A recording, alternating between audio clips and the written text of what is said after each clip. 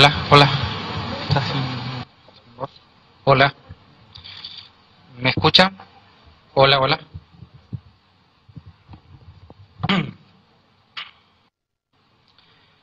Para ir finalizando nuestra intervención en el simposio, vamos a abordar otra temática vinculada a los riesgos profesionales del anestesiólogo, como lo son los calendarios laborales.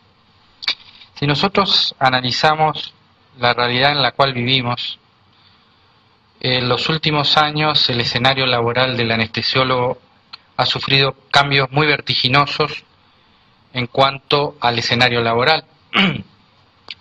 Ese escenario laboral se ha modificado a costa, entre otras variables, de los efectos de la globalización económica, efectos de las nuevas reglas de mercado laboral y efectos de las nuevas tendencias en gestión y administración de salud.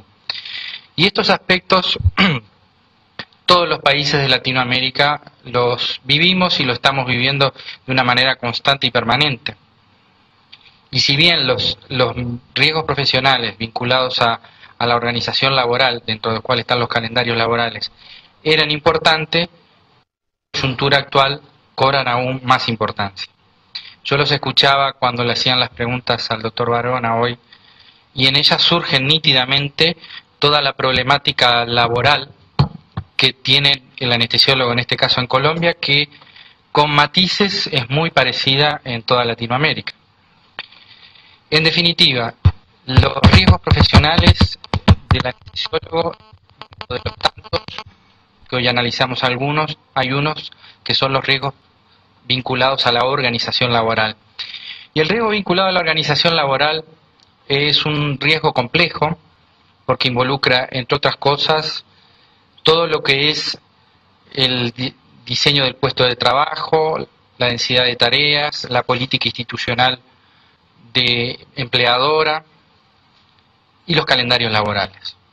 Y los calendarios laborales tienen en general múltiples variables que las mayorías de estos calendarios laborales tienen como variable principal la hora de trabajo.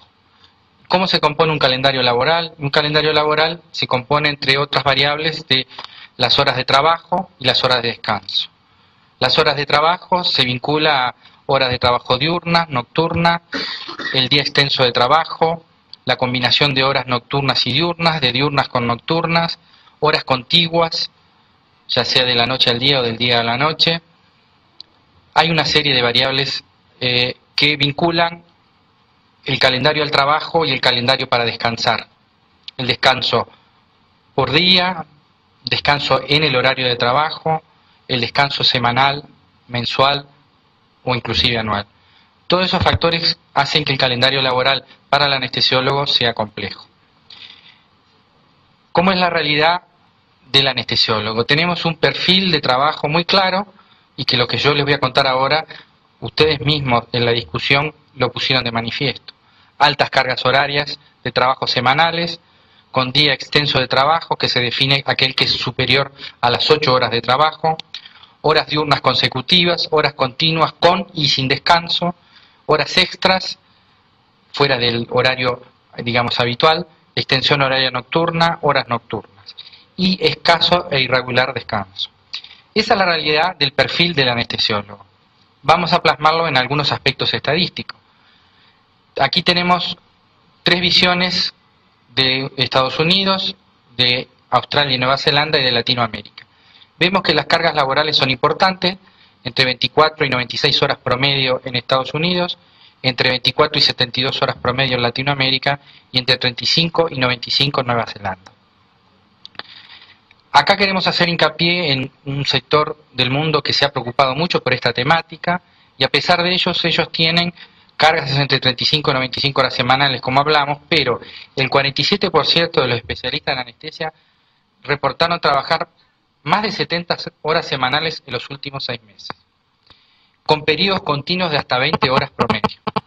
Y lo puse a propósito esto de Nueva Zelanda y de Australia, porque ellos están muy preocupados en este tema y justamente están haciendo camino al andar y se han encontrado que la realidad los está superando.